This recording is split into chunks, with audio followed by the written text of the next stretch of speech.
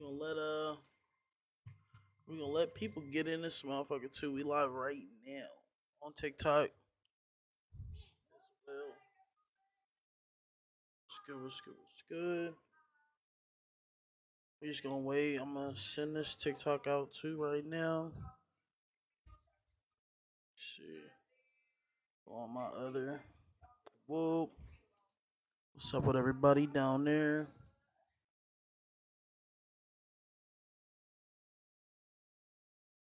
Yeah. Alright. Alright, gonna send myself some roses real quick. Get it started. Um, Dookie, that's my brother. We just some like Zach and Cody. yes, sir. Thank you for the follow.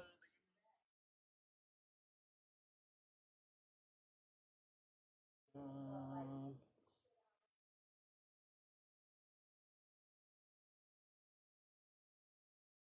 uh, we're just gonna send this out a little bit. Spreading this motherfucker.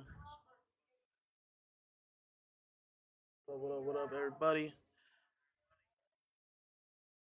This is my interview.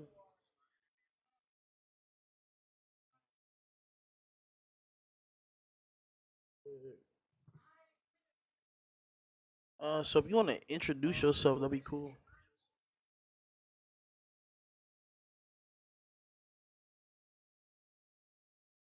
Hold on, real quick. Hold on, real quick. I want to make sure they hear you real quick. Hold on. So they hear you.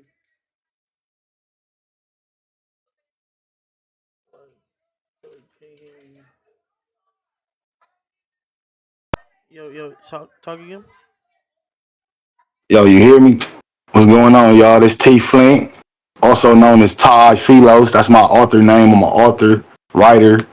I do short films, scripts, and books. Really working on books at the moment, but that's my passion. That's what I do. All right. So we got T Flynn in here. You know what I'm saying? Do you go by anything else by that? Besides that? Todd Philos. That's my pseudonym. My author name. Okay. Okay. And what are you writing right now? What do you have in the tub? I'm working on a book called "The Plantation Has Wi-Fi."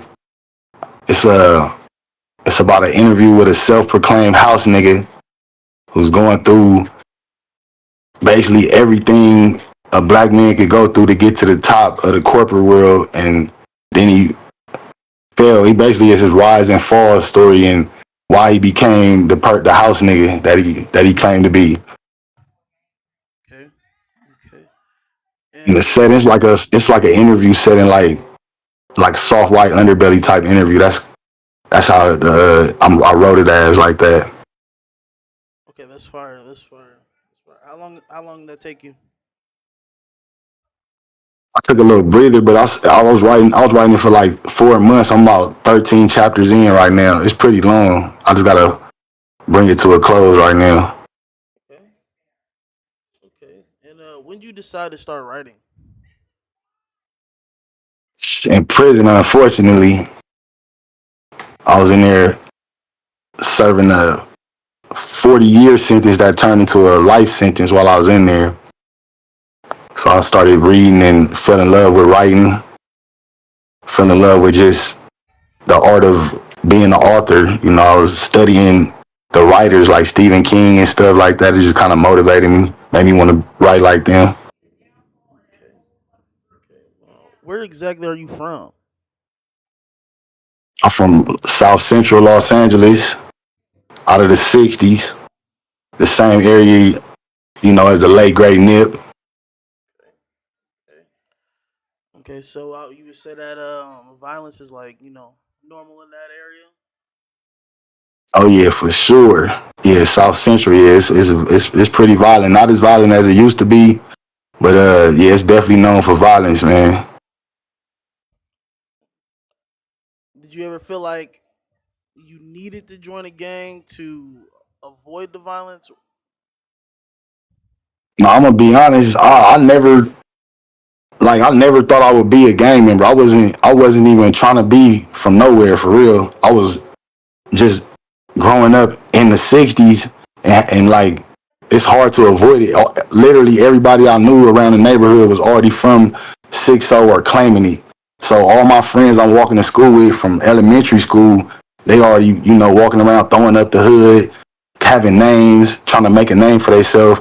And I'm just like the square homie playing basketball, skateboarding. But it's like if I'm hanging with them, I'm gonna end up doing the stuff they doing. You know what I'm saying? So I kind of just like started catching cases with the homies and not even being from the hood. But like eventually I had to start.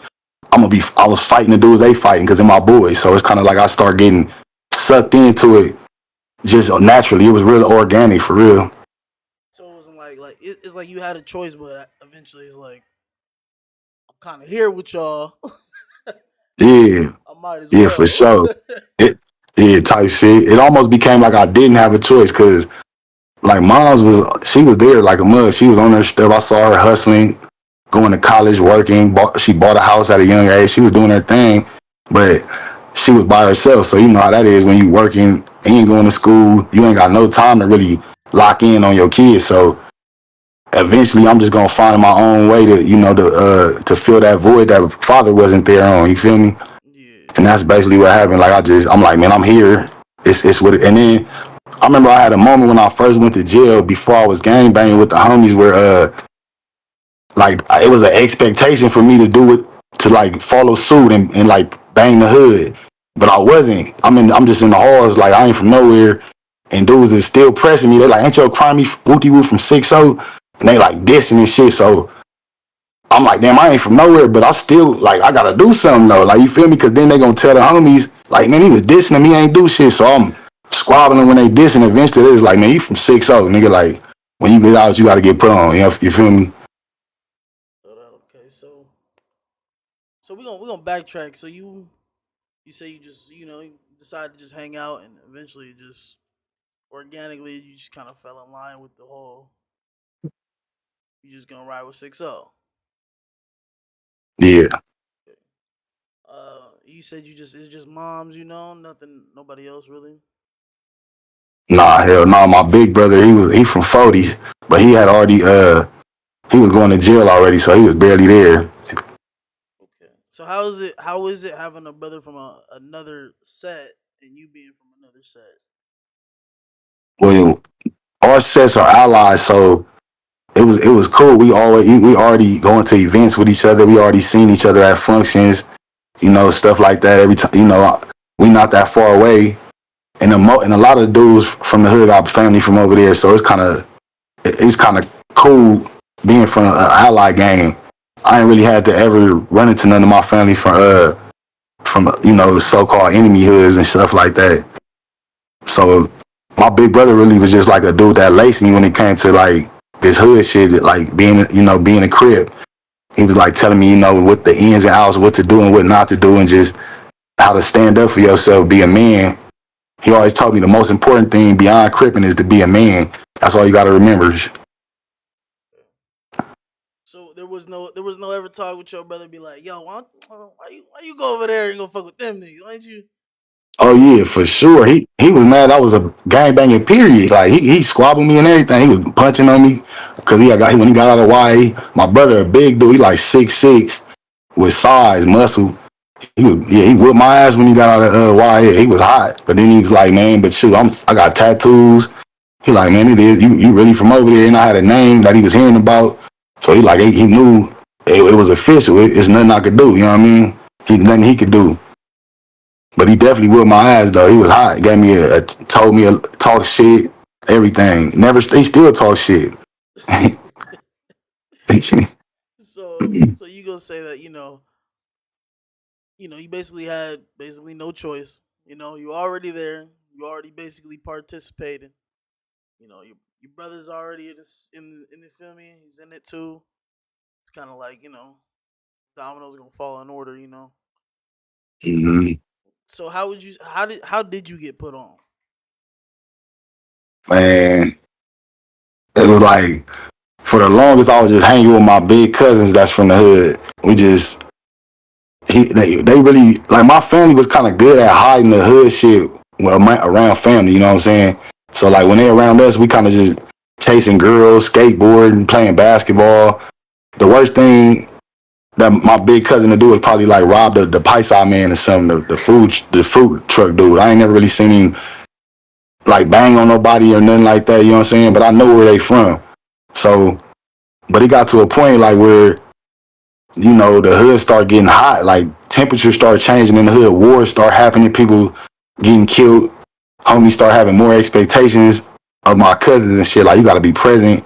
You know what I mean? Shit going on. So when they present, I'm going with them everywhere because I'm living with them. At this time, I ran away from home.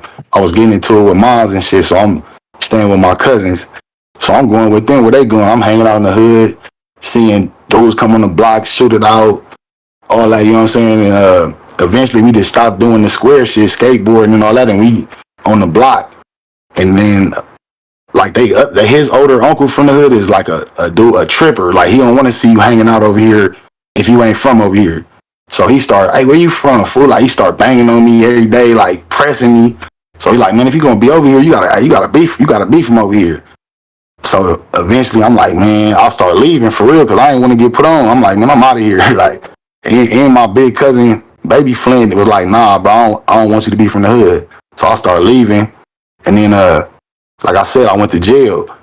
That's when it was like, all right, when you get out, you're getting put on. So I'm already having a name in jail. So when I got out, the homies took me straight to the block. Really, we really started on the east side in the East Coast. It was like a function with the homies had over there. I was squabbling up in the backyard over there. And then the homies like, you know, you got to go squabble up in the hood. So it was like, went to the hood, squabble up, and got my name like that. Like you gonna fight until the homies feel like you got your ass beaten up. Basically, you ain't gonna get jumped. You just gonna squabble head up until the homies feel like, all right, yeah, he fought for himself. Like if you don't fight back, you gonna get told to leave and come back next year, or try again, or just don't come back. So what you had like two fades? You had two fades, two different hoods. I had like probably 4 fades that night, 4 squabbles. To get put on? Yeah. I had 4 good squabbles. But to be honest, you gonna squabble. Like back then, we used to have hood meetings like every week, damn near. And like homies used to be, like you used to really have to make your round. So after you get put on, you know it's gonna be a bunch of niggas that don't know you. So they gonna be like, man, who is bro? Like I ain't see him squabble. Like I want to see bro squabble again. So you really gonna be fighting for a lot of weeks and months until, or I mean, really weeks. Sometimes it go for a month, 2. But you gonna keep squabbling until like the homies feel like, all right, he a homie, like he proving himself. You gotta basically just prove yourself to the homies. So Like he got heart, he fighting. okay. Well, you know, you gonna need to. You're gonna have, you know, Yeah, somebody yeah, that's representing something that's that serious. You know, you gotta be able to take it serious. yeah, for sure. That's something the homies used to even tell me. My fault. I was gonna add to that. Go ahead, add Like to it. my older homie used to tell me, even like right when I got put on, hey, start doing your push-ups. That's what he said. You better start doing your push-ups. And like he used to want us to fight a lot because he knew I was finna go to jail. He knew he was already preparing us for jail, basically. Like the G homies was seeing our future type shit. So would you? So you mentioned like G homies and tinies and you know stuff like that. For everybody that doesn't know what that is, do you want to explain to everybody what that means? What tiny, low, G homie, what all does that mean, and what in ranking order is that? That's basically just your family, like a junior, like big, like you know what I mean, like the first, the second, the third. Like if you was to be named after your father or something, that's all it is. Like the name getting passed down. Like so, you know, big number 1, Lil number 2, baby number 3, tiny number 4, and then some hoods do beyond that, like infant number 5 and stuff like that. It's just the lineage, basically, your pedigree, or if you would. You would have to get put on for these names. Yeah, I mean, it all depend on who you was raised up under, but at least in my generation, it's way different now. I know stuff done changed. You know, people be getting put on that as a grown man. Like the age don't matter, so it's kind of like you ain't really have to grow up with the dude that you might be named under. You know what I mean? He might just take a liking to you that day. I really don't know how it go these days, but when I was growing up, it was just most likely your family member, your older cousin, uncle, dad, brother, even sister or mom, and then you just be named under your the dude you like you was coming up with, the older homie who took a liking to you. He ain't gotta necessarily be like an OG. It could be somebody your age, a peer, but he gotta be an authority figure to approve it though. That's the only thing. I gotta be, you know what I mean, somebody that's stamped. Okay. And you say you from the '60s, basically where Nipsey Hussle's from. Is there anybody else famous from that area that you've either seen come up or you know that came up from that same area? Mm, I know some up and coming right now. Let me think. I mean, hell yeah. I mean, you got Big U. He was doing his thing with Nick Cannon for sure. And you got well, shit. Dang, I don't know why I'm drawing a blank right now. I know Corrupt. He from out the area. Uh, shoot, Battle Cat, CJ Mack. You know what I mean? Them dudes y'all might not know about. They kind of back in the day. But yeah, it's a few. Like, you know, nobody as big as Nip though. Like, but yeah, I mean, you got a few that. But the thing is, most of them dudes once they get success, they kind of fall back. You know what I mean? They understand you can't really straddle the fence. Like you gotta choose a side, low key success or the hood. So you ain't gonna really see them associated with the hood too much. You know what I mean? So you've had people that are got some sort of notoriety that will come to the hood and be like, "Yo, I want to be a part of the hood, but I don't want to be a part of the hood fully." That have some sort of status. Yeah, them dudes for sure. Like used to be somebody. They had a name in the hood, but they own the bigger and better things now. Like I ain't seen or heard of them hanging out. Like and I feel like they shouldn't anyway. To be honest. Um, what positive things? Like I'm gonna ask you, what positive things came from being from your area? Like at the end of the day, when you think back, like what positive stuff affected my life in ways that if I didn't join that type of life, I'd be either not put up on game on certain stuff, whether it's money or shit. Even it could be street smarts, to where hey, I'm glad I know this because now I know to watch certain people. You know what I mean?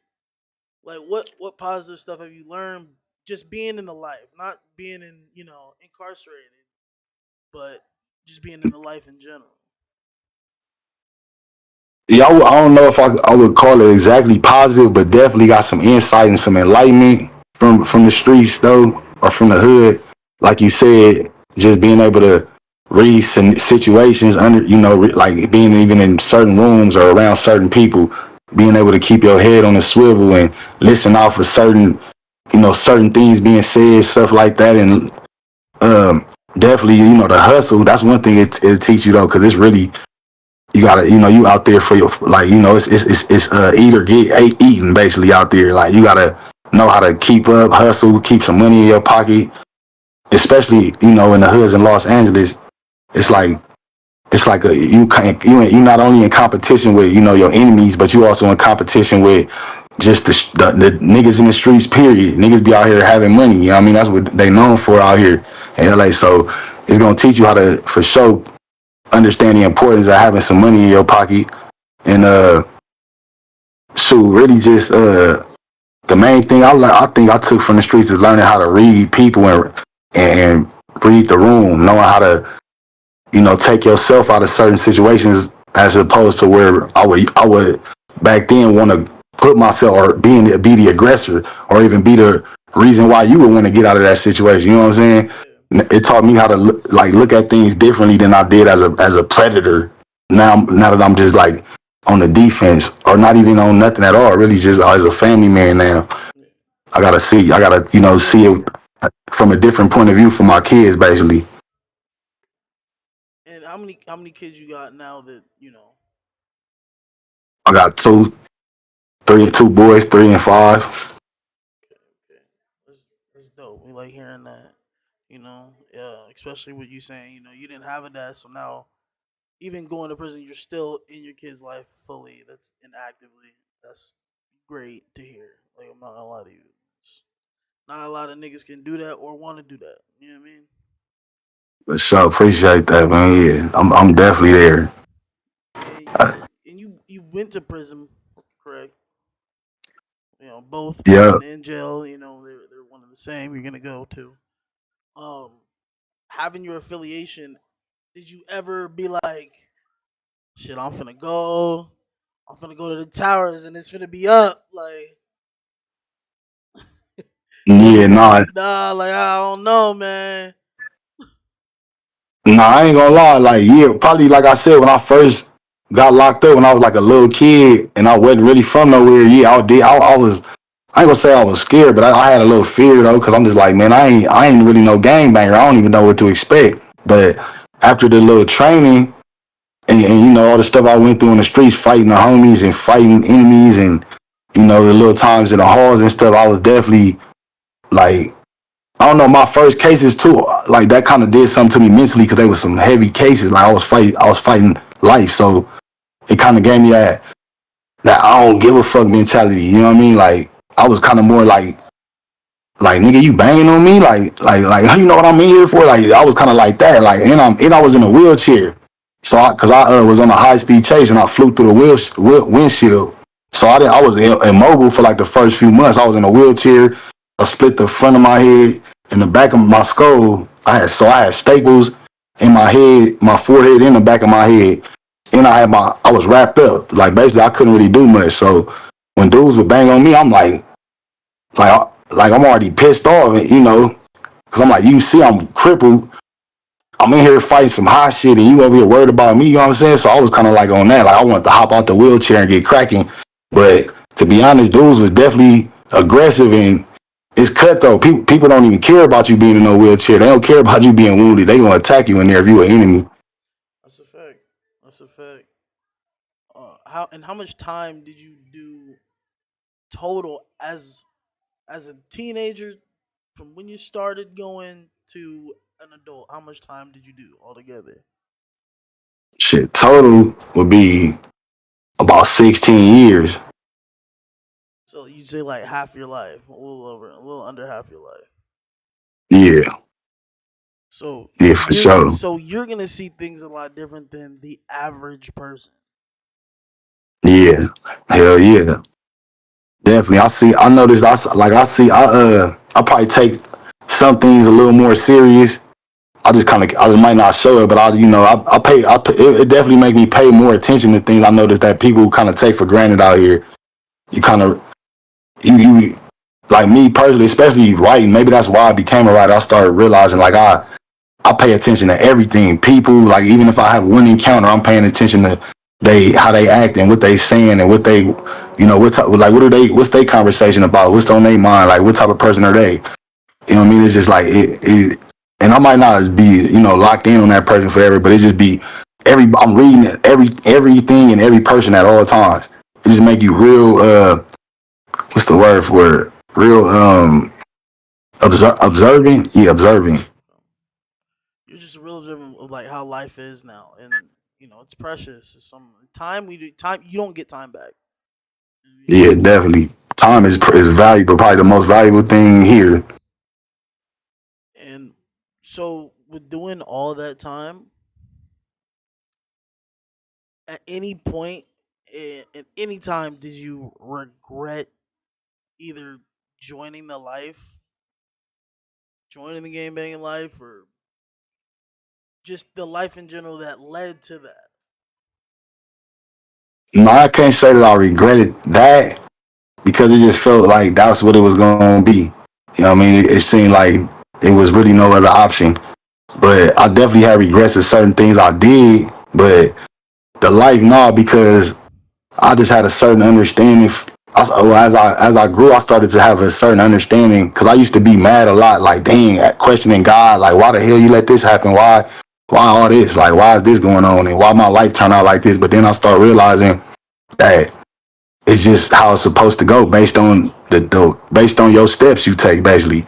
Because every time I think back, I'm like, it was always a different opportunity. I could have left and went with my dad and lived in the Bay Area, or I could have went with my grandpa and I could have left. You know what I'm saying? But I just didn't feel like, as a child, I didn't realize that was an option for real. You know what I mean? I'm just thinking about what I see now. You, like I said, when you're young, you kind of living in the moment. So you thinking about my friends I got now. I don't want to go make no new friends and try to get to know my pops and get to, you know what I mean? So I can't say that I regret it. I just understood that that's what the path was, and I always had options, but the steps I took was just what was supposed to happen.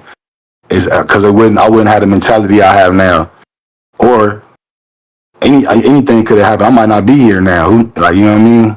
Jail could have preserved me. So it's just, you gotta just go grow with the punches and understand that God don't make no mistakes. The only mistakes is the signs you ignored, in my opinion. And that's some real shit. I'm not gonna lie, that's real. Um, we gonna step away from the questions real quick. And we gonna spin back. Let's just pinpoint where you were at, where you were saying like like you were just young, and that's just how it goes. Like me, we talk a lot, and a lot of the stuff you be saying, you say we were taught wrong. You know what I mean?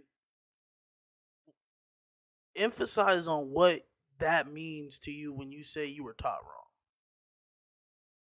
Well, to me, like a lot of times we got, not to disrespect our parents and that, but we have like ignorant people raising us, people that don't, when I say ignorant, I mean they just misinformed without information. You know what I mean? So they raising us and they lost. So we already getting the loss. We getting recycled knowledge from these people that really don't know what they're doing, even though they got good intentions.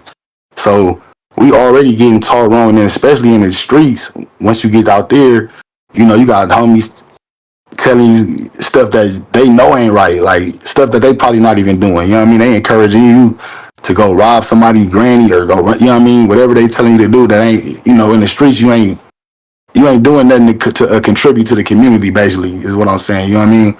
So it's like everything you getting taught is ass backwards. Even with the destruction part, like taught to hate your enemies and not even know why, or not even know who these people are, not having no end goal for the war. Like we just up for no reason, just rebels without a cause. It's just, you know what I mean? It's kind of like it's just you doing everything just to waste life, to waste time, and that's why I emphasize the living in the moment as a young nigga, because that's really what it is at that time. Everything is in the moment. Quick lick. Let me get this money right now. Blow it fast. Get it right back. Everything is just happening real quick until you crash, or until the police get a hold of you. Yeah, and I'm gonna touch on that. Like even with me, everybody I feel like eventually you either live a fast life and you slow down, and it helps you think. Be like, yo, what we doing is not it. Like shit is the where whatever the fast life you leave is gonna leave you to a fast wherever the hell you gonna end up.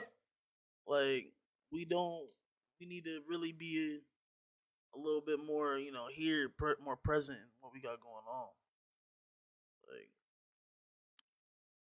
Now that's a fact. Sitting in prison that long make you realize that you can kind of manipulate the time to your advantage. Also, you just gotta have faith and keep stepping and building building on whatever your knack is, or your niche, your passion is. But you gotta and it also make you realize that everything take time. Like me getting to my freedom, that took time. Anything worth having take a lot of time. Building wealth. So, once you get to a certain uh length in your journey, or experience in your life, you start understanding that you gotta settle down and slow things down in order to accomplish or accumulate something. and we're taught that early age. Hey, when you get 18, when you get 18, most of the time when we get 18, we really still don't know what the fuck going on. For No sure. matter what they could teach you all the fuck they want to. Most of the time, we're not picking it up because either it's wrong or we don't want to listen. and we gotta just learn on our own, for real, realistically. Yeah, experience is the best teacher. And I was just hearing. I think I read somewhere it said men don't really mature until 35. So, in my opinion, you really never stop maturing because life constantly changing. People start constantly coming up with new ideas. So you always learning stuff every day. You until the day you die, really. Yeah, that's a fact. You mean you're never gonna stop learning. It could even be from watching TikToks, or you could be watching videos, or going outside and watching homeless people and realize it's not how you want to be, or whatever. You feel me? You gonna learn some way or somehow. Um, talk about life. Like if you didn't choose to be gangbanging or get in trouble at all, what would you have done? Like early age stuff. Like what was your like? You'd be like, man, I would have went to the army or stuff like that. Like what would you have done? Where you think you would Yeah, have been? I could have seen the Navy as an option because that's what my whole side of my father's side is all military, Marine, Navy, all of that. But I didn't really know them until later. So if he had been in my life, that could have been an option. But for the most part, I was into I always been into books, really like reading and writing. I started writing stories and poems at a young age. I used to love music, like writing, rapping. I used to be freestyling in the kitchen, like clowning the whole family, like you know what I mean, when they're like a joke type rapper, like Eminem type shit. I probably would have been on that, like music, anything like that, because yeah, I used to struggle in school, like even before I even joined the streets. So that was already like, because I had dyslexia, so I was already kind of like trying to figure something else out other than a scholarly type job, something you need an education on. You know what I mean? I was already like, damn, let me figure this out. Like, so yeah, it probably would have been something like that, or the construction field. You know what I mean? But at that time, all I was thinking about was just shit, chasing girls. You know what I mean? Being cool, being fresh. Like I wouldn't even in music. Like so, that probably would have been. It probably would have been like a music type field, doing some. Oh yeah, and I could play the piano. I forgot. So it could have been something like that. Oh, you can play the Cause I piano. learned. I taught myself how to play the piano when I was hella young. Like my auntie had like one of them big grand pianos in the living room. I used to get on there and play it. And I thought I was trash until the whole family was in there like, man, keep doing that. We're like, what are you doing? Who taught you how to play that? I'm like, nobody. I just got on here, started playing it. Oh, so you self taught. Yeah, I just listened to it and like figured it out. I don't even know how to explain it. That's always kind of been you. You could just I'll figure it out. You know what I mean? Yeah, for sure. I could adapt damn near to it. That's yeah. I'm definitely an adapter. That's how I did the time. Shoot, that's you gotta adapt to be able to know you not gonna or think you're not gonna get out and still survive. And what I don't want to be like asking questions that maybe you shouldn't answer. What did you go to prison for? Well, originally I went for a robbery, and that's what I went to camp. I went to camp, so I was in jail doing a camp term, and then they pulled me out for an ad charge, a murder, and attempted murder, and a burglary. It really was a bunch of charges. They added two robberies, attempted robbery, and yeah, that was it. But they ended up convicting me of attempted murder. And I'm not gonna make you touch on it, but like being already incarcerated, already serving your time for one charge, and then you get pulled out, and it's funny because I already know how that is. They hit you with the last name, and they bring you that paper. Like Hmm. you start flipping it, you like, what does it mean? Like, you know what I mean? So how did Yeah. that feel when when they advocate you on that and it's as serious as it is? To be honest, I didn't believe it. I was on my way out the door. They were talking about furloughing me from camp. So I'm like, when they came, they was like, yeah, they need to see you in the counselor's office. I'm sitting there talking to some of my boys. They're like, they came and pulled me to the side, one of the staff. And they said they need to see me in the office. So I went over there, and it's it was like a DA or somebody that came to see me. They was like, yeah, you got a new case. We'll see you in court on whoop-de-whoop date. I don't remember exactly. I'm like, what? And then they were telling me, yeah, you facing 40 years to life. That's all they told me. They didn't tell me what it was for. I'm like, man, what the hell are y'all talking about? 40 years? I'm a juvenile. I can't get that much time. But they was changing the law at that time where 14 years and up could be 14-year-old and up could be charged as an adult. And all my crime partners was adults. So I'm not even knowing what it's for at first. They mentioned some robberies and stuff, and they took my shoes. So I'm like, I don't know what's going on, man. Honestly, I was just telling the homies like I'm about to be out, man. They got some bullshit. They don't know what they talking about for real. And then I went to court for it and still didn't believe them. I'm like, bro, I didn't do this. I don't know what they talking about. And then it wasn't until I went to the next court hearing for my fitness hearing where they show you all the evidence and they put up a tape of me on camera leaving the scene. And then that's when I was like, damn, like they got me on camera. Like they never told me nothing about a camera or nothing. And then I looked at my family, my mom and my G-moms. They was had their hands in their head in their hands crying. Like, cause they seen my face on camera. They was like, there ain't no way out of this shit, basically. Like that's like basically I mean, How old were you when this happened? I think I had just turned 15. So Cause I was in camp when I was 14 already.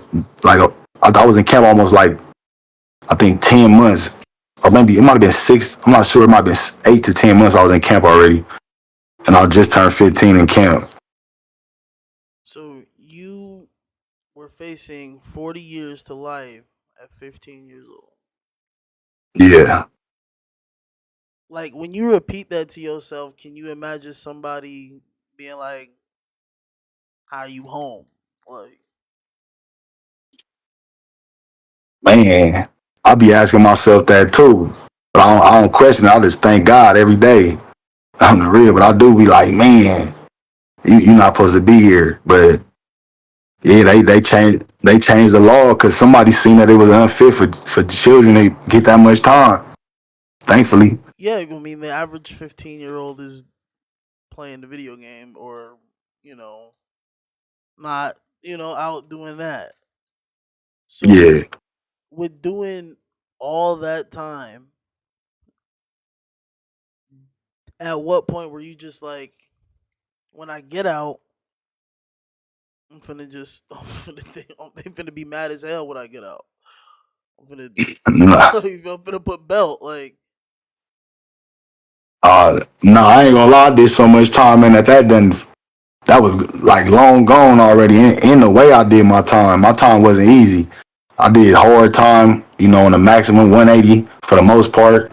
So it was always cracking, and there was a lot of unity with the brothers, a lot of unity amongst blacks. We tight in there. So I was already becoming conscious in there anyway. My mind state was already different, coming out the door. I still was immature, still got the hood in me, still like was thinking like, oh, I want to go to the hood. But for the most part, I was like, man, I'm about to I was having talks with a lot of dudes that I grew up with too that was changing in there too. We was already like talking about it can't be the same this time when we get out. We can't be trying to be on the block, trying to be clout chasing for the hood, be the top nigga in the hood. It gotta be something different. Even though I didn't even have no kids, I'm just like I know I got a talent here with this writing stuff with you know what I mean, with the way I think. I'm just like I gotta do something with it other than gang bang, you know what I mean? It gotta be a bigger picture. It's a bigger world out there. I used to always tell myself the hood is a real small population in the world. That's something we don't really realize. Like we really is like a 0.5 in the world, to be honest. The hood, like when you get out to the rest of the world, you see it's people really living life that don't even know nothing about this. They thinking about corporate stuff. They thinking about real bills and their children's future and stuff. The stuff, you know what I mean? The average dude on the block I can't even process. I'm like, I gotta get my mentality there. You know what I'm saying? yeah, I like that. I like that. Let's touch back on like what was the hardest thing in prison besides probably getting the ad book for that? What would you say was the hardest part in total? Like all together? Man, it's accumulation. I can't even pinpoint one thing, man. We done talked about some of this stuff. I don't know if you want to, I, I just mean, the you can, transportation. you can, you The, can, you can talk I about ain't it. even getting the detail, but just on the maximum yard, the transportation, the contraband is something you got to process. That's some horrible stuff right there to go through. Just you got to put it in your body basically to hide stuff. If you want something in there, a phone, you'll see dudes putting phones in their body. You know what I mean? Like, I'm talking about big old iPhones. Like, you better just hope you know somebody that ain't trip that don't care about themselves that much. You know what I mean? Is that part right there? Uh, shoot, the days when you know it's wartime and on the yards I was on, that was happening a lot. My first day in prison, I didn't realize how bad the wars can get. Like people dying, people losing their eyes, people, in one of the prisons I was in, I got a phone call. My fault. There was a what's it called? The in the side of the cells, the sockets were all taken out, and the wires are live sticking out of the wall. So when the ride cracked off, the Mexicans got into the control tower where you open the doors from because the COs was like not trained. They were new COs and they ran out of the control center to try to contain the riot. So they left it unmanned. And the Mexicans seen this from the day room, ran in there and opened the cells. And they was running in the black cells like 3 deep with knives, pushing dudes onto the wire. Like they was pushing them on the wire, pouring water on them. They was coming in there like with cups of water, electrocuting them. They called that. They actually called the riot the barbecue, like shit like that. That was my first day in prison. Like when I first got there from YTS. So just like knowing like these are the type of wars we in. Like this, the type of stuff that can happen. People dying, people losing their lives, like multiple casualties. I even heard people begging for their lives. Like I heard black dudes in their cells begging for their lives. Like please don't come in here. I'm like that shit is like a real culture shock, like a real eye opener. It's like you not out here with guns shooting from a distance with safety behind you. You got real hand to hand combat. People really attacking you, man. With, you know what I mean? With knives in hand. So yeah, that right there, just preparing for wars and knowing that I'm about to be on a type of yard where this is constantly happening at. Yeah, that was something hard to deal with for sure. So you should at that point. You're saying that was your first day, so you're gonna say were you involved fully into that riot, or were you just like I'm just here? Yeah, I was involved in it. I was in the kitchen where it actually first cracked off at. It was it was like some dudes joking, a black dude and a white dude joking with each other, and it got out of hand. And you can't really argue with no other race like that. So the black dude hopped up, knocked the white dude out, and honestly, to be honest, he started whipping so much ass, like he socked the Mexican on accident. They was trying to get out the way, but he was just getting cracking. Like he knocked this dude out, bouncing from here to here. Seen the Mexican trying to move out the way and knocked him out. And then that's when it just went crazy. Mexicans and whites all hopped up and just like a chain reaction. Dorms, all the kitchens, all of the day rooms, even the yard. They like got wind of it, like oh it's going up, and start cracking. So it was like just the whole prison. It lasted for an hour, I think they said an hour and a half or something. Um, well, if you want, we could talk about the racial. You want to talk about the racial divide in prison, and so people can understand that too. Yeah, for sure. Yeah, we So could talk about that. how does it go with let's say with us? What are our politics? I mean, you all gonna have your own separate own separate card or collective. Like brothers from the north, if they ain't got no affiliation, they usually run Northern card or Bay Area card, or you got the Northern Crip card. It's all different. You know what I mean? Except for the Bloods, the Bloods, I believe they do their own thing. Like they just all together, blood one unity, one unity. But yeah. So everybody, got their own collective and one person who speak for that collective. The person usually who got the best communication skills. They usually talk for them. The person that's level hate. You know what I mean? That's basically how it is. But when it comes to the races, we all one. We all just black. You know what I mean? And then you got your others, which is Asians, uh, Pacific Islanders, Tongans, all that type of stuff. Native Americans, I think, got their own situation. And it's just like that. Whites got their own things. Everybody's separated by race.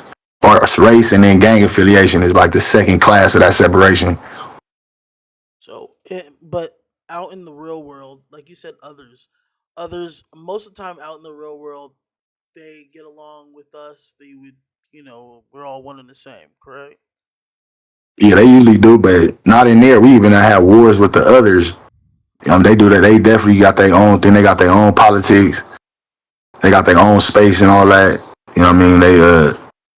Yeah, they separate from us for sure. hmm So for people that don't know that, out in the real world, it's separated in there. It's not like it's not separate at all. What would you say that their politics are?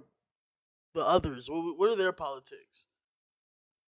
I can't even lie. I don't really know. They more. I know they be more peaceful. They run a strict program. Like, you know what I mean. They kind of just be they hum. They be the ones I seen was humble dudes. They do tattoos for the brothers though. They'll do that. You could get tattoos done from them. You could get tattoos done from the Northerners, the Bulldogs. Anybody that's like a opposition of the Southerner, I guess. And what all categorizes you as an other? It could be uh shoot, you could just come in here and say you Puerto Rican or like, you know what I mean, whatever you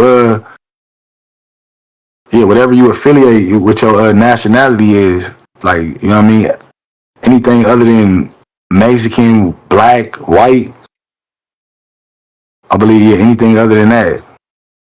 Because I've been in jail before, and I've seen like they'll do like Russians. Mm, Are they Yeah, would you that's a out there? Do y'all consider them others? see, it's not really what we consider them, it's what they consider themselves as. It's what they come in there and tell people. It's like they can either go for it or not. Different politics from different places. So Yeah, where y'all were at, would y'all consider a Russian person an other?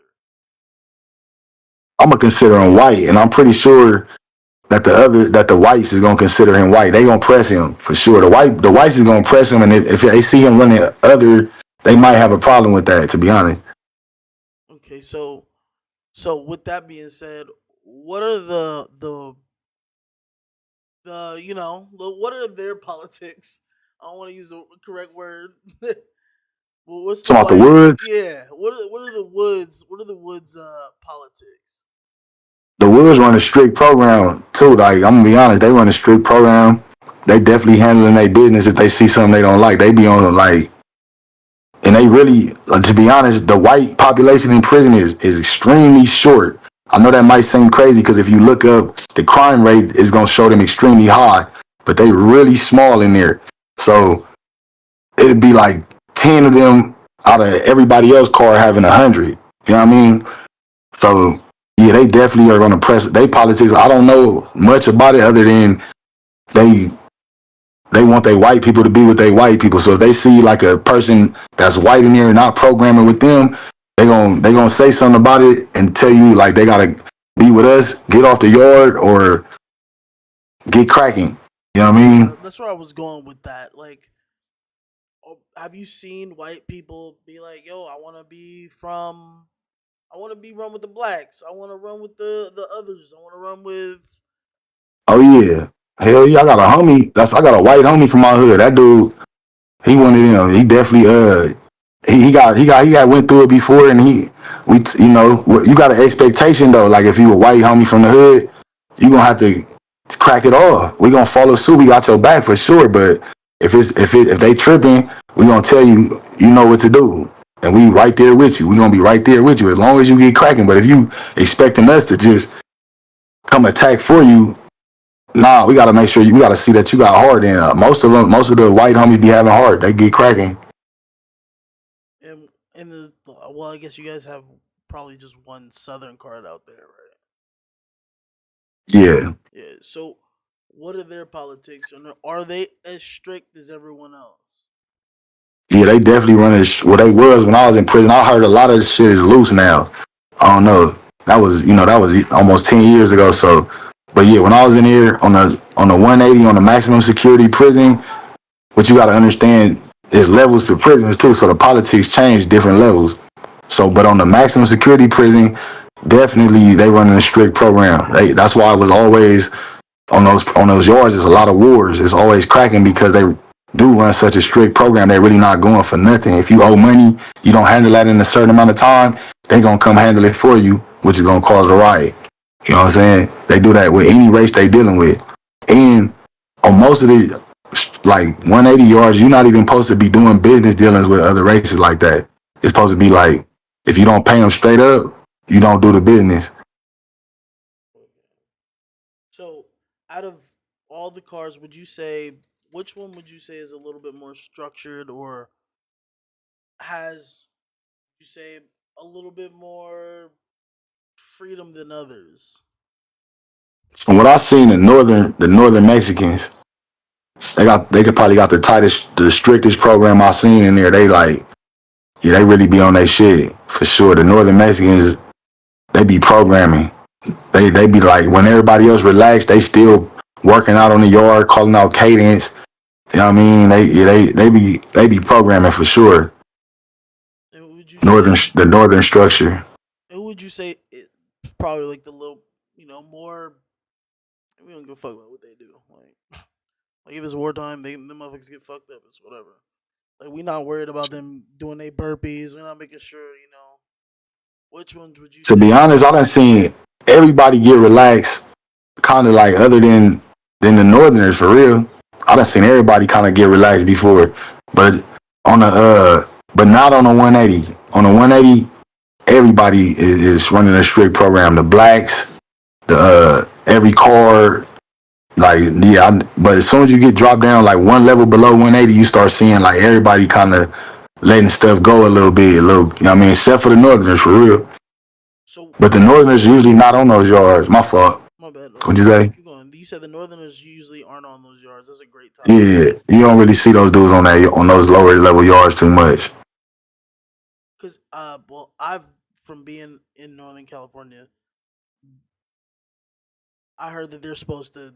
You probably got what 48 hours, and you got to get Yeah, off. I think something like that. Yeah, I don't really know they politics, but I know they wasn't able to be on the yard with them. yeah, they got about like 48 hours, and you got to get off on the first person you see or first whoop you up you see. Yeah, for sure. Have you seen that happen?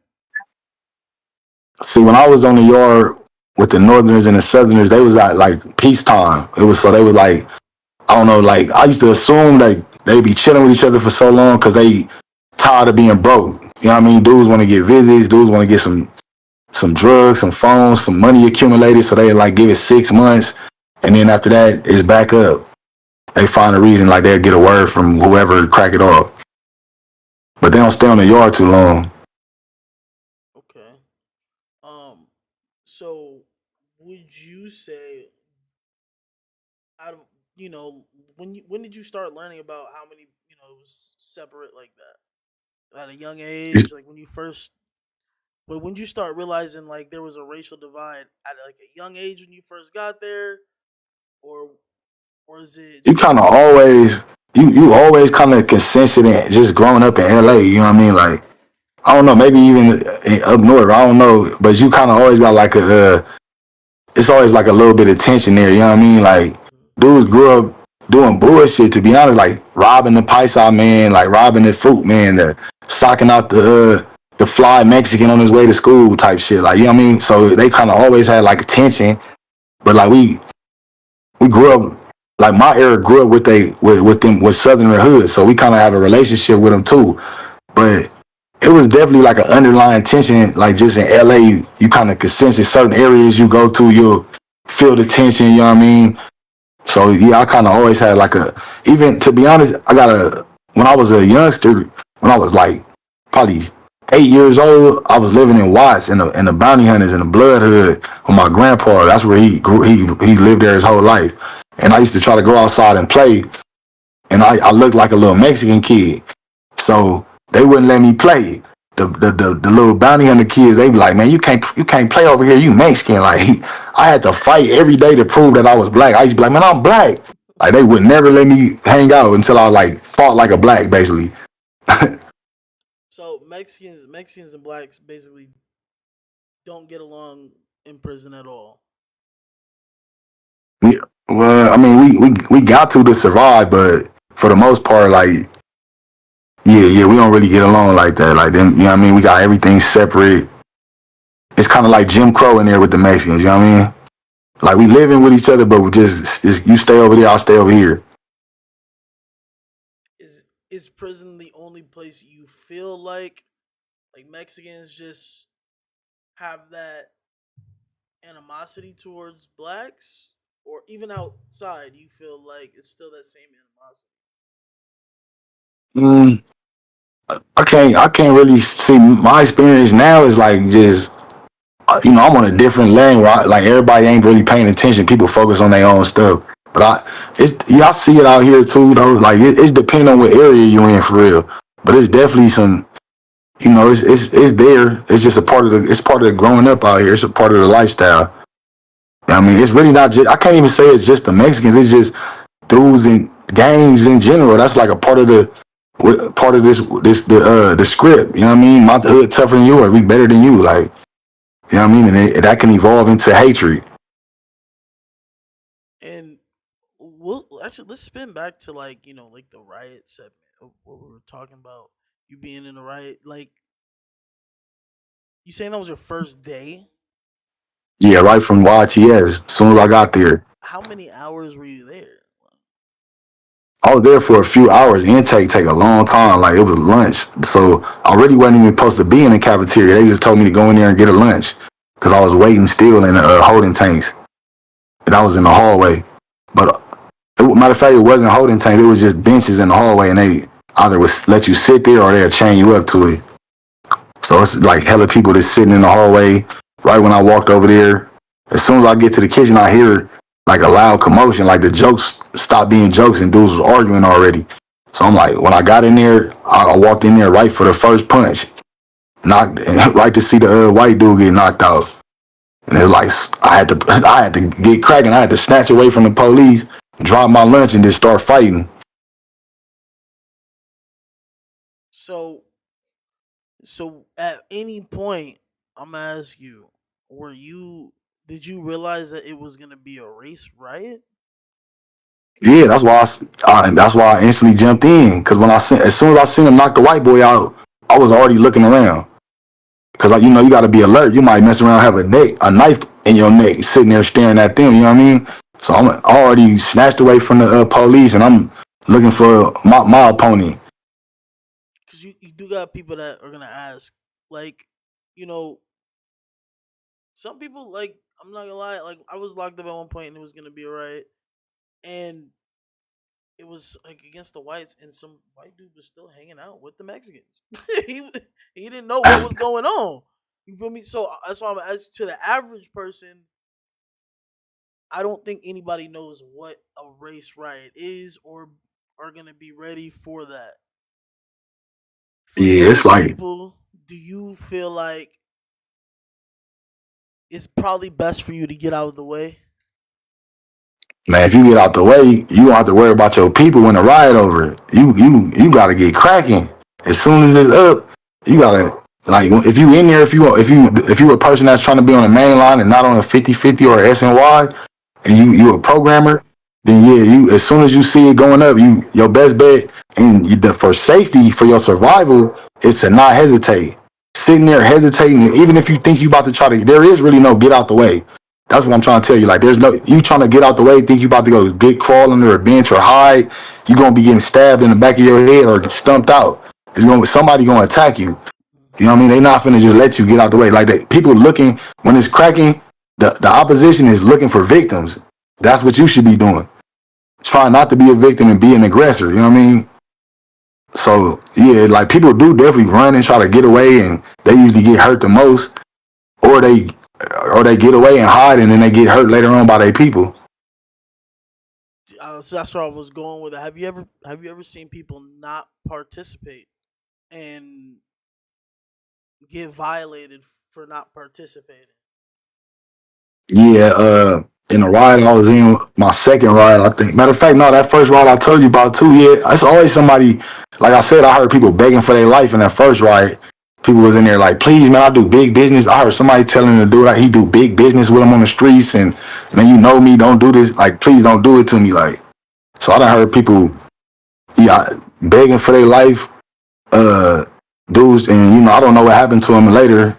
Sometimes stuff don't even happen, to be honest, because it be like my word against his. Like, it's kind of hard to prove it when you in the middle of the riot because everybody supposed to get cracking. And if you over here saying, "Oh, I saw this happen," now it's making it like, well, what the hell you was doing? How you was watching something happen? You had to be doing nothing to be watching, right? Like, you can't be fighting and stabbing, adrenaline pumping, looking for a victim, and you still recording what's going on over here. You know what I mean? So yeah, Right. it'd be like, dude, it'd be kind of hard to like even push that line. Like people would have to like blatantly see, like, damn, he instantly laid down. You know what I mean?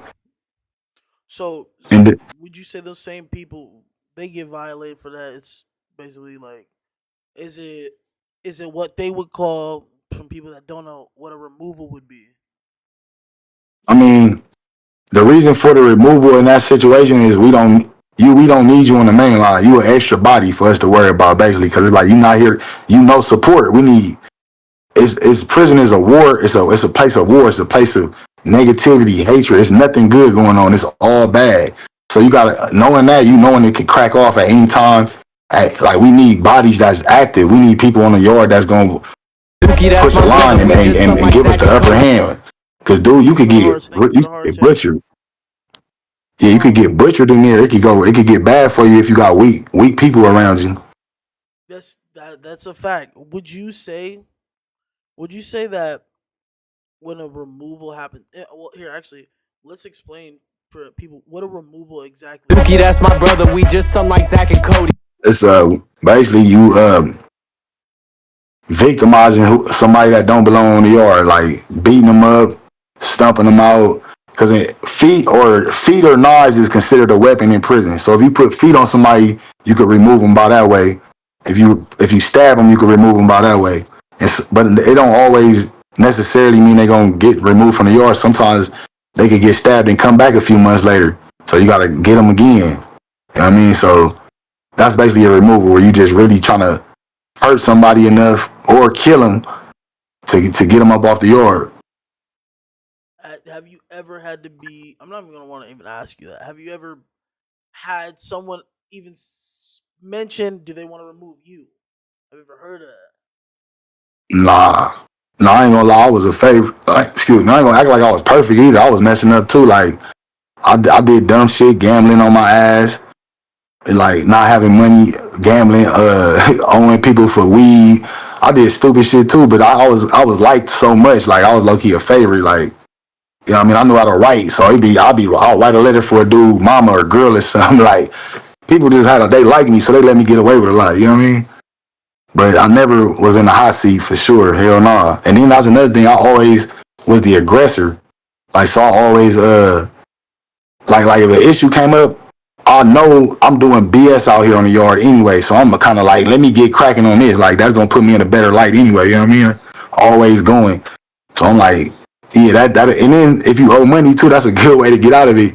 Like, hey, you see me? I had to stab old boy, so hey, I can't pay you. Like, I gotta go. Like, you get up out of debt like that. I ain't gonna lie. Have you had to participate in a removal?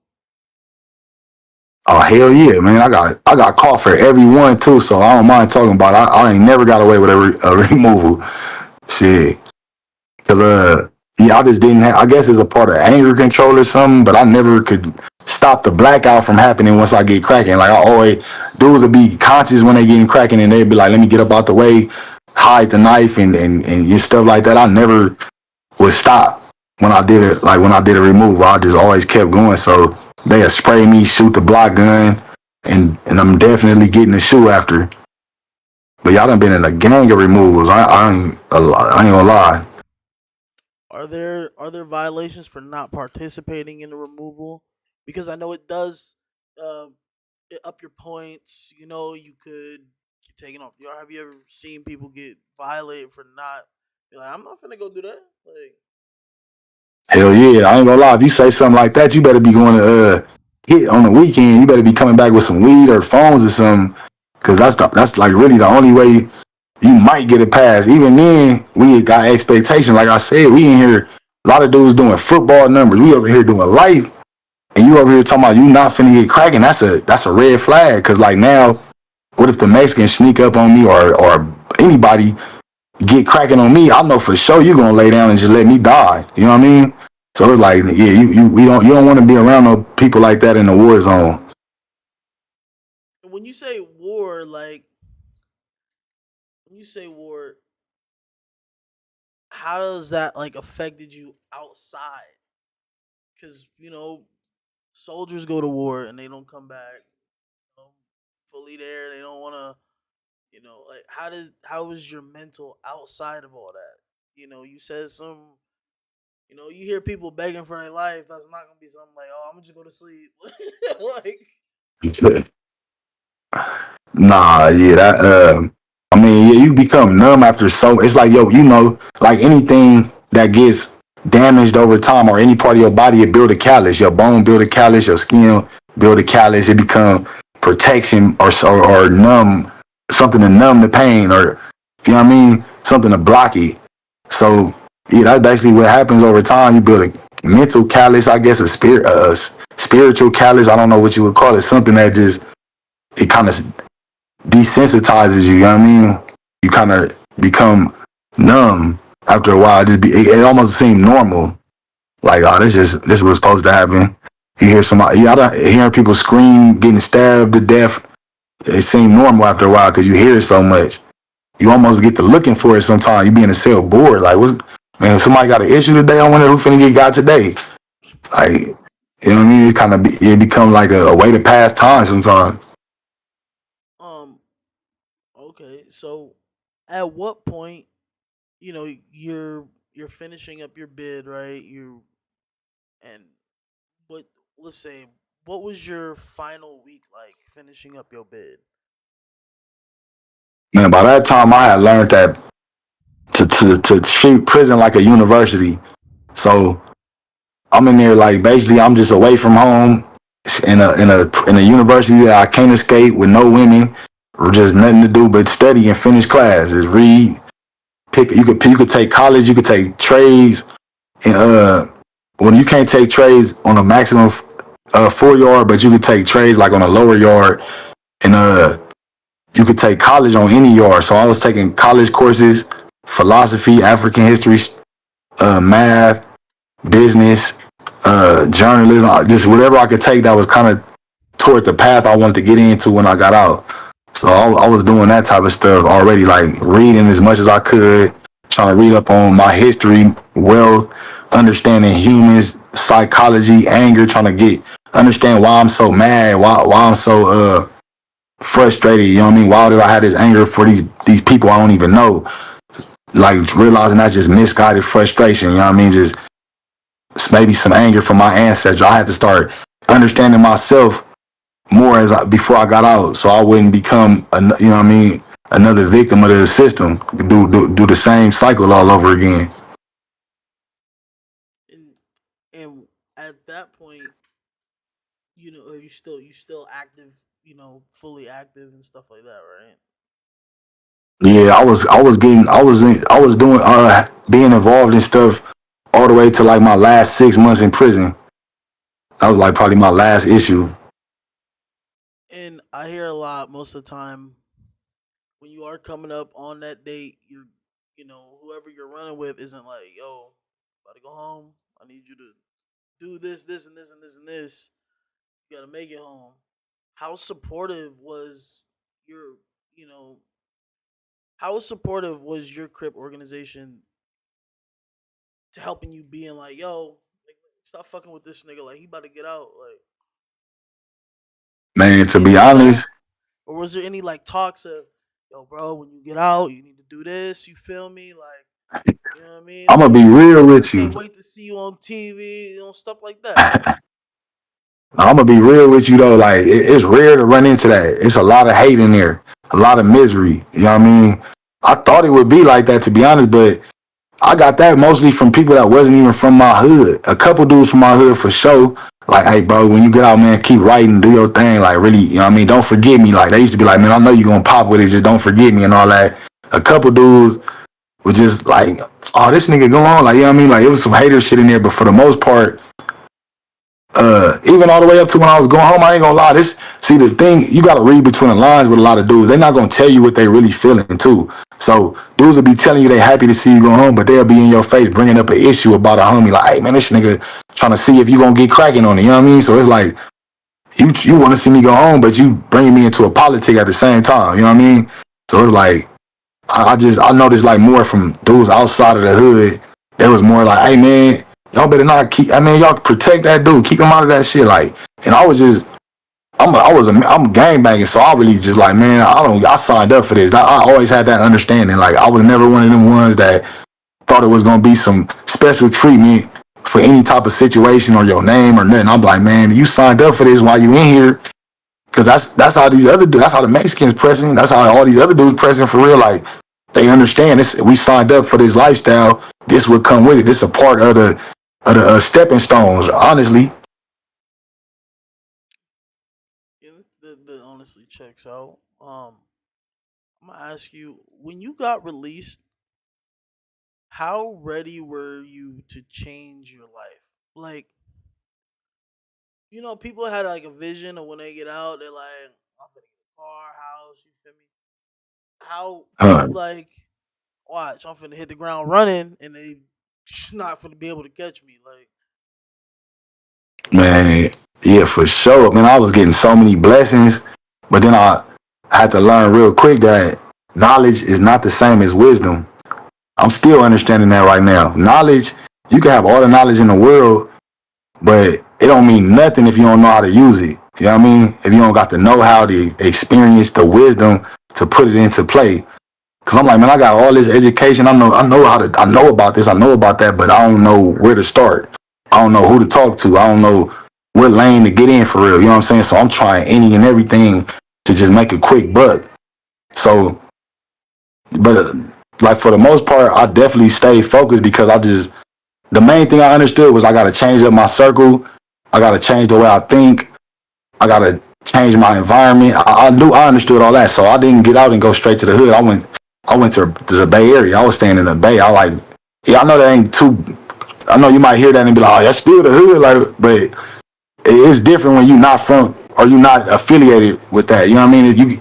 You can move different when you ain't got a known face in this city or the same affiliation. I could wiggle a little bit. I could get to network with people in different cities and look for different jobs and get job opportunities, money opportunities, things like that. So that's what I did. I did my parole in the Bay Area. That was the first thing I did, like as far as like taking the steps to changing my lifestyle and making sure I'm serious about staying on a different path. And it worked out for the most part. It's just like I said, I still had the mind of a 14-year-old, to be honest.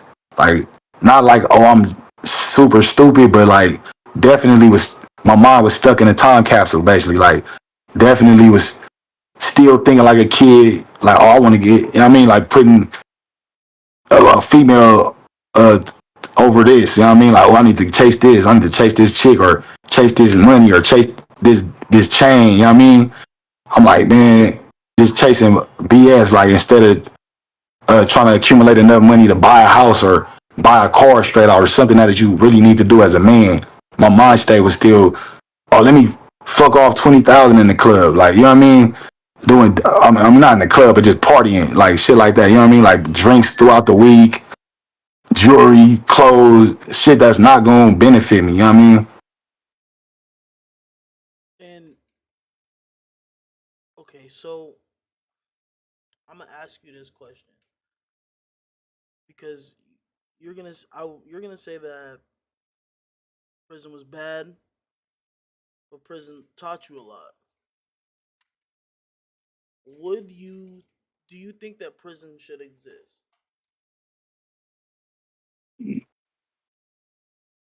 I'm gonna say not the way that it is right now, because all it is right now is a plantation or a warehouse. And Definitely not the legal system, the way that the process to get in there, all of that. I think the whole structure, the whole laws, in my opinion, the whole way that the law is structured need to be changed because it came from a racist institution. Let's be honest, it came from some shit that was not in our favor. So in my opinion, all of that needs to change.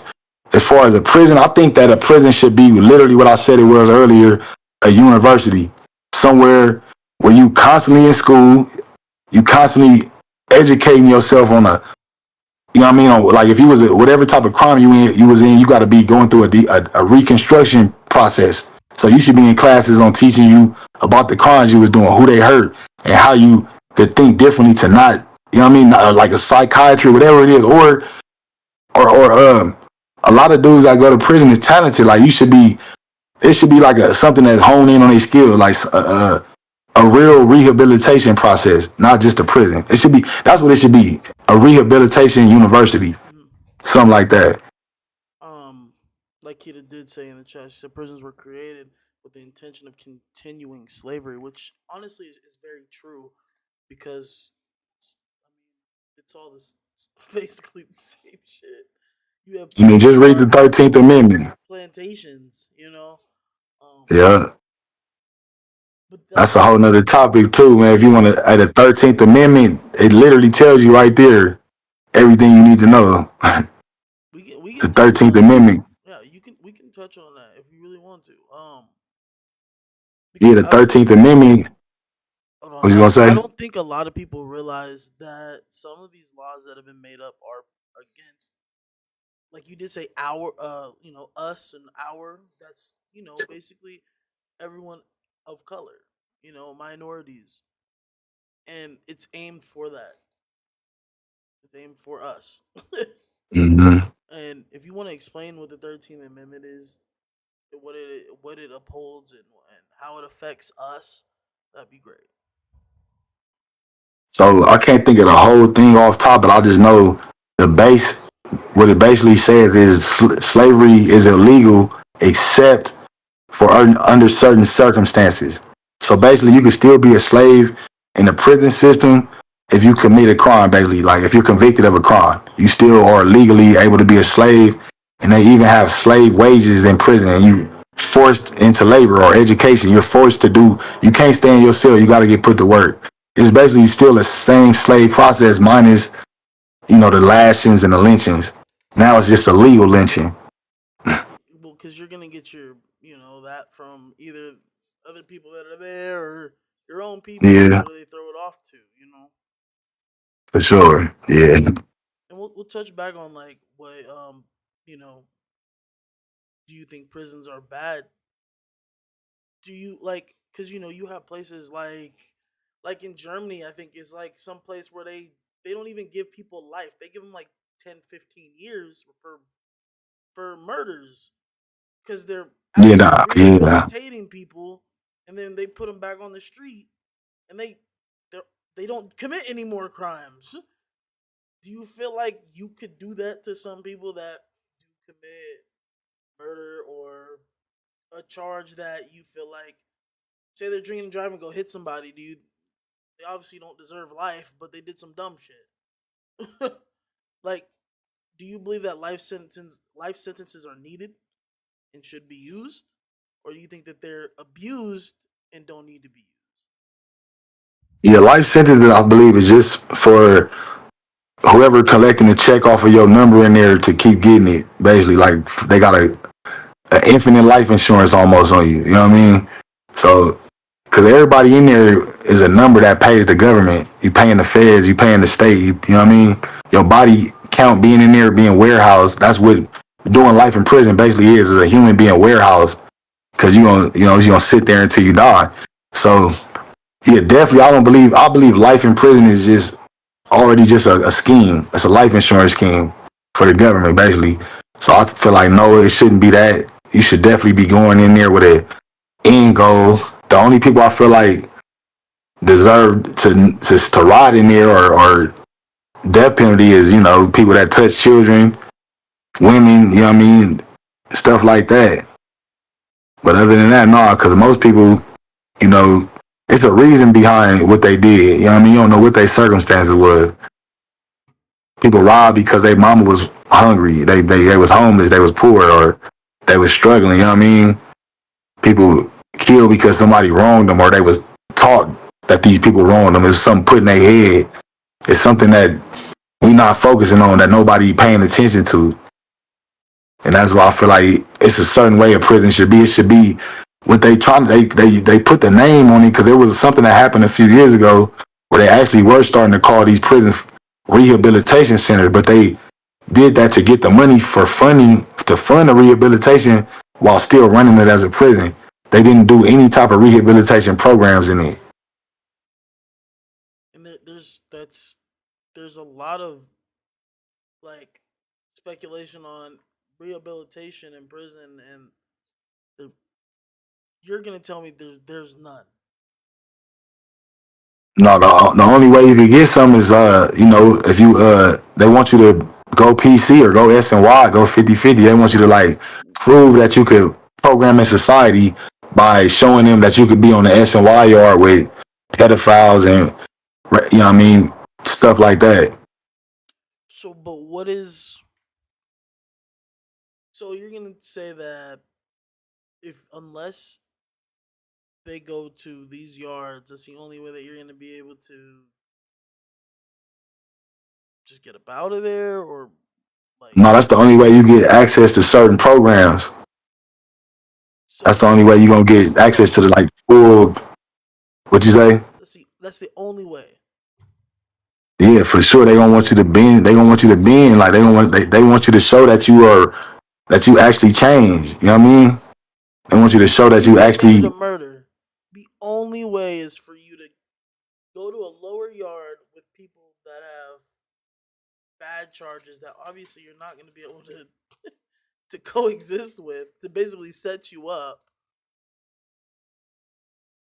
I ain't gonna say it's the only way, but the only realistic way. The only way that is like almost for sure. Because you could continue to sit on the main lines and hope for your appeal while you getting into riots, while you stabbing people and you know what I mean, getting caught for batteries and phones. Like why because you got to have all of that clean on your record if you expecting to get out when you go see appeal. You don't want none of that on your resume. So you could sit on the main lines and try to and pray that you don't get caught for nothing, which is really really slim. Really, you know what I mean, it's not realistic. Or you could go, turn all your morals in from the street morals in and say I'm gonna go coexist, with these people that they want me to coexist with and take advantage of these programs they offering to them. But they're not offering it to the people that they expecting to be fuck ups, basically, So even if you say you're just you can't just sign up. You have to go to these lower yards to have that ability. Yeah, like, for the most part, Or be liked by like a yeah. counselor Cause or I ain't gonna something like lie. that. Yeah, I seen certain programs like on the yard I was on, but it never lasted because it'd be a riot crack off or something. People go to the hole or something, like they never really lasted. You know what I mean? So yeah, that's for the most part. Yeah, I'm pretty sure you have to go SNY because that's the stuff they offered when they first started bringing up 50-50 and SNY. Because I was in there when all that stuff first started happening. They was coming to the yard telling us it's gonna be a new opportunity. You know what I mean? If you willing to live with other races, basically, but they didn't tell you that these other races were gonna be SNY people. You know what I mean? But off the bat, it was like, all right, that sounds weird because we already know you can't live with another race in prison. So it already was like a red flag there. And for everybody, what is it? What is an SMY yard? Sensitive needs yard. And what are some of these sensitive needs, or is this a? Because when people hear sensitive needs, they're gonna think mental health or mental health mostly. Nah, they got EOP yards. That's mental health. I'm not sure what EOP stand for, but I know it's like people that's on psych meds. But yeah, SNY sensitive needs yard. That's usually people that need protection from mainline population. They need protection from people that still programming as gang members, still running the strict program, keeping the program solid. So yeah, that's SNY. Usually people that snitched on someone, touched children. You know what I mean, SA, all that type of stuff. So, and in And those yards, those are the those are basically the yards that they're throwing these programs.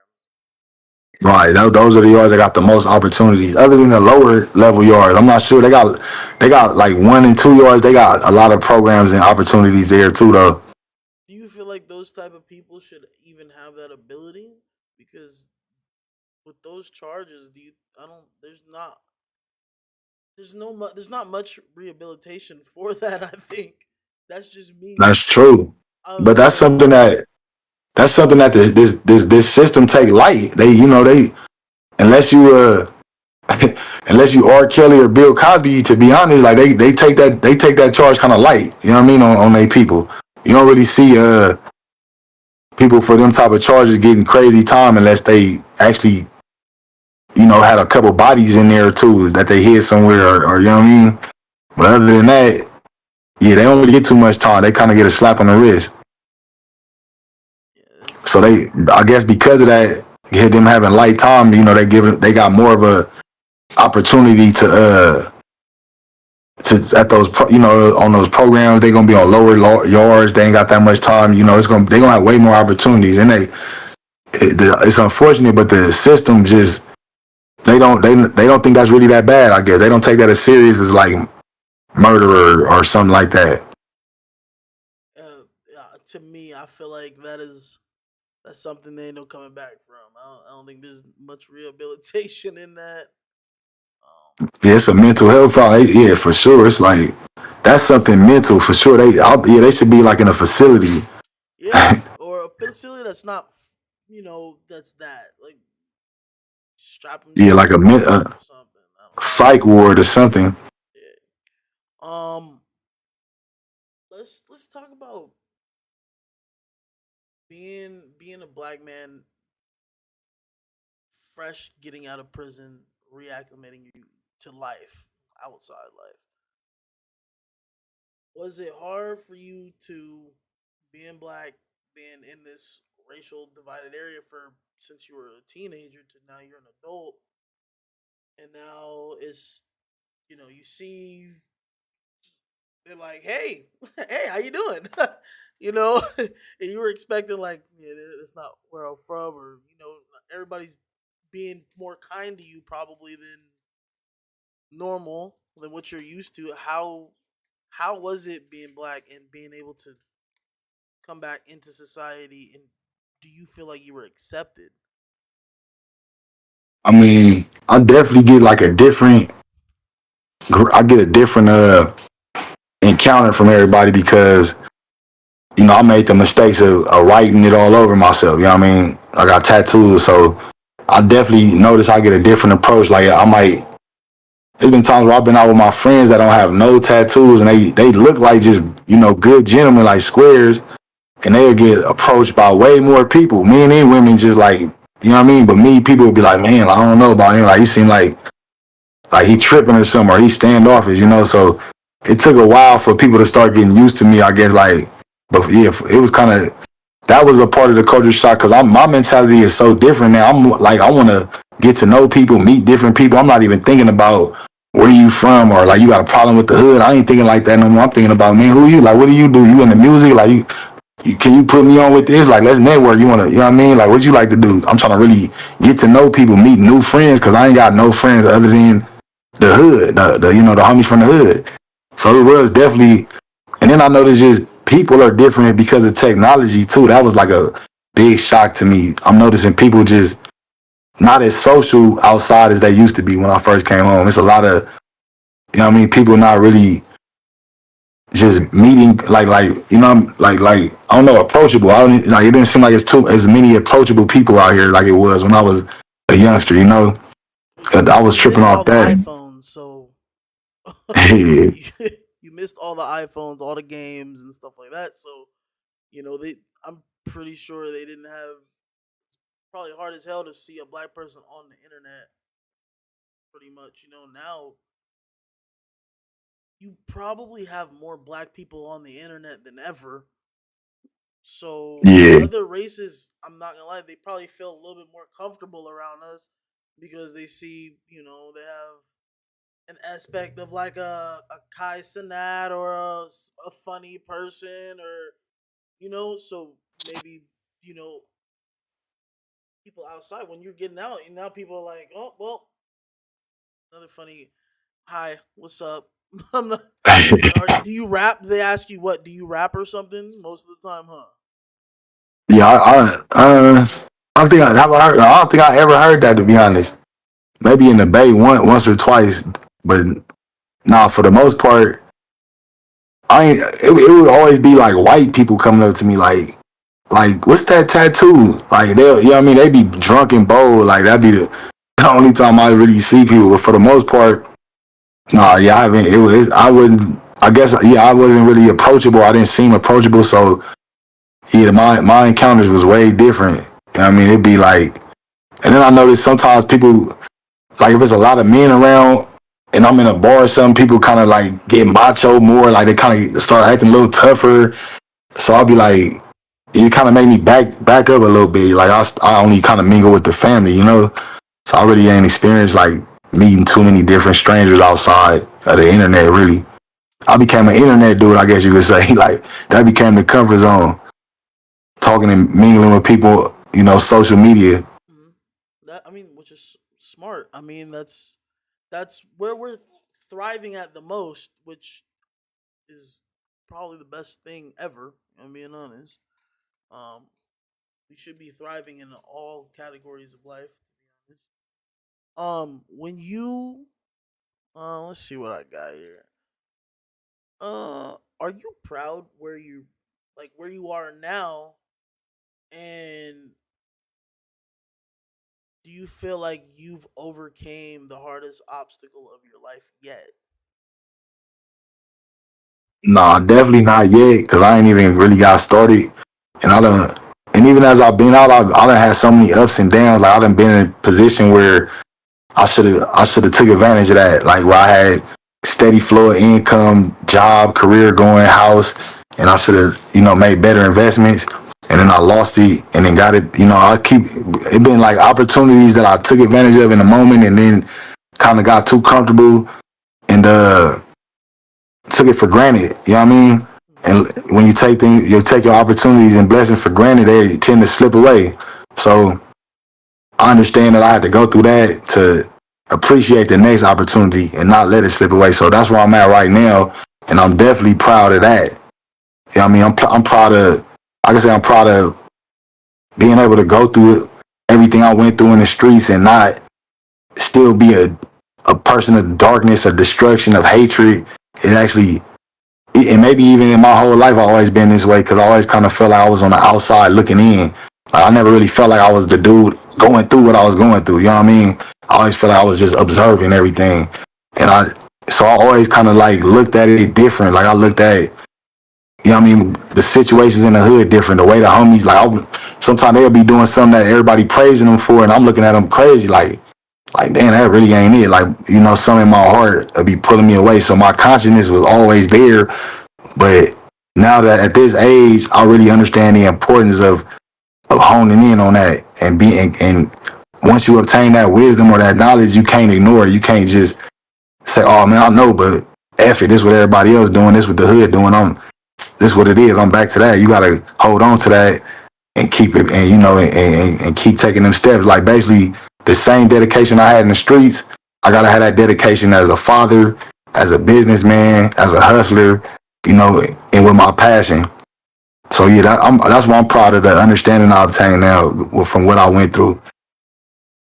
I'm gonna say you know, for somebody was facing a life sentence, and for you to say that you haven't hit your the hardest obstacle of your life yet, I'm gonna tell you that makes you a very strong person.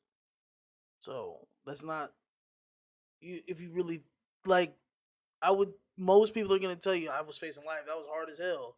But you're saying that wasn't even your hardest obstacle yet. So I can't wait to see what you overcome, what your hardest obstacle is gonna be, and feel me, you kill it. I can't wait to see that.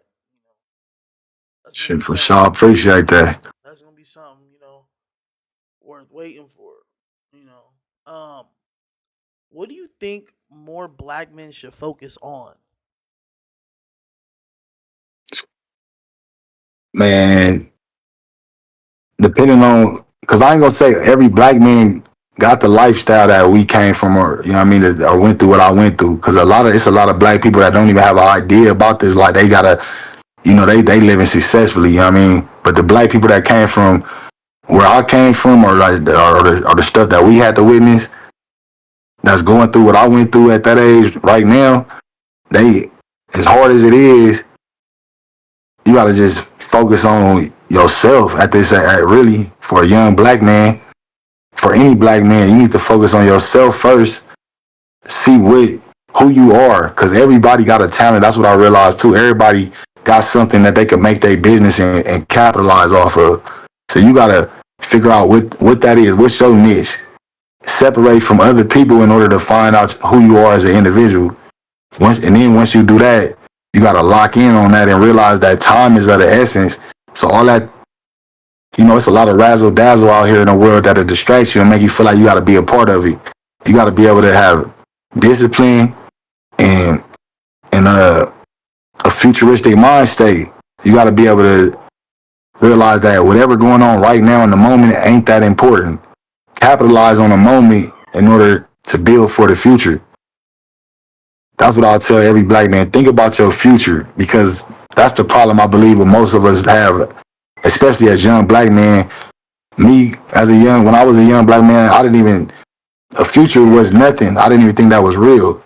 Everything was right now. I'm not thinking about, oh, tomorrow I'm finna get rich. I'm like, I'm about to get rich right now. Let's go rob something. Or tomorrow I'm gonna go catch an enemy slipping. Or you know what I mean? I'm like, I'm on everything is right now. I wanna go get a girl, it's right now. I'm not thinking about nothing tomorrow. So I know that's the hardest thing for a young black man, especially coming from the trenches. Tomorrow don't exist, because you're really not even expected to live tomorrow. So put your future to the forefront. Make that a priority. Yeah, that is some, that's something that I feel like, we do need to focus on is, black men need to be more present. Stop trying to do all these side missions bullshit, and stop not trying to be with the family. Stop not trying to not be there. Cause we can, and we do a lot of shit better than a lot of people. A lot of people. Like we real life superheroes. Like I hate to tell you, we are real life superheroes. Like Yeah, that's for sure. this man just told you his hardest obstacle wasn't even facing life. That nigga is a superhero, bro. Like, so I want to talk. This is gonna be the last thing I'm gonna ask, or what you want to talk about right here. What as black men can we do to make better black men? I think it's really easy, to be honest, and that's be there. You make a huge difference just being there constantly in your children's life. Just letting them and not just be there, but be an example while you there too. Don't be a ain't shit nigga there. You know what I mean? Like, cause you can still be in your kid's life and be a deadbeat. I'll be seeing dudes there every day, not paying them no attention, and even for the mothers too. Just pay attention to them. Understand that once you have that child, that means that your existence is coming to an end and his future is beginning. So you about to live through him. So everything, as he growing or she growing, you need to be teaching them to prepare them for the future, and to continue your legacy, and so that their life won't be as jacked up as yours. You know what I mean? So that's the main thing. Just making sure, really present, being there, and paying attention. You know what I mean? Watching, like, the same way you pay attention to yourself, you be like, oh, I got to work on this. All right, you do that with your children. Like, man, I see you struggling with this. Let's work on this, and communicate with them. You ain't supposed to be their friend, but you can communicate as a friend just to get the message across. You know what I'm saying? Let them be comfortable, and show them the importance of love. And like I said, the future, just, that's something I don't think that we press enough, is let's build a future. Because for some reason, everybody got that YOLO mentality. Like, We only live once, man. Forget that. Like we people gamble every day. Let's gamble on our future. You know what I mean? That's something that we need to do. Like we gotta definitely invest in that because you can't really build nothing worth having in just a year or a few weeks or a month. It takes time. Just like it take you time to get into the flow of a new job or learning a new trade or learning a new craft. It take time and repetition. You know what I mean? Yeah, I mean, longevity is what we're looking for. I mean, some people, bro, don't even teach their kids. I see people like me growing up now. My friends are, they kids are now 15 something years old, 15, 16. And I remember being 15, 16 with niggas, and we didn't know fucking shit. We didn't know shit. It didn't matter what we did. We could have went and did whatever, and it wouldn't have mattered. But now, when I see like my friends' kids, and I can tell this is what happens when you have present parents. Mm-hmm. You end up with normal kids. You know what I'm saying? You end up with normal kids that are gonna do normal stuff, that are gonna want to do normal fucking shit and not get in trouble. They just not, For sure. because That's a fact. either pops is putting the fear of God in you, or moms is fucking there for you at every game, but dad's still making sure you got draws on your ass. Mm-hmm. You know, so but us as black men, it's really hard for us to pick. Like we have a thing with picking, do this or do that. We can bring everything together.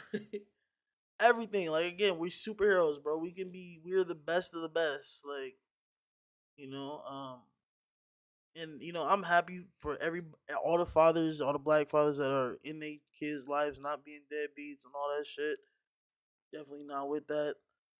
Um, was there anything else? Was there a question you had for like me?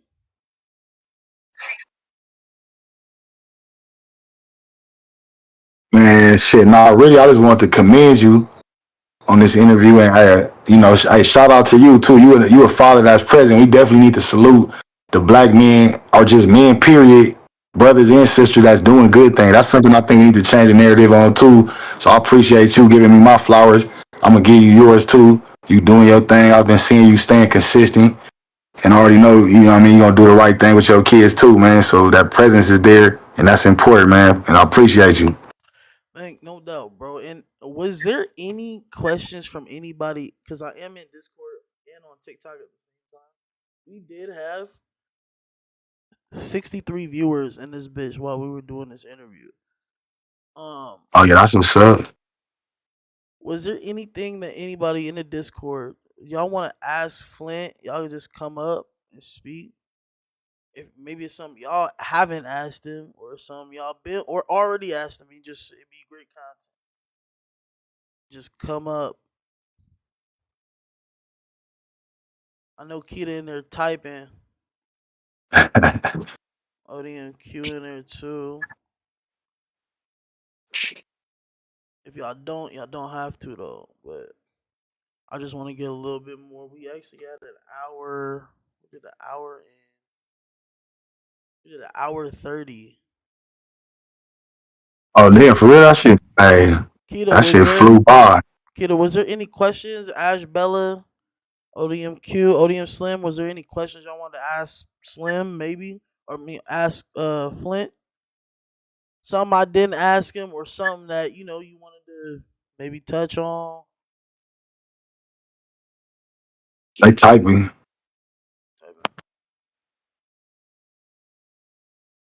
Or just come up. No, no. Oh, you good, you good. Okay, okay, okay. Cool. Oh, there we go. Top number one, top 100 creator. There we go. We just got that. Thank you. Appreciate you. Yeah. I am gonna start doing this. My next one, hopefully, if ODM Slim like me that much, I'm gonna ask him for his interview. And I'm gonna try and find me. I'm gonna try and find me a female as well to ask these same questions.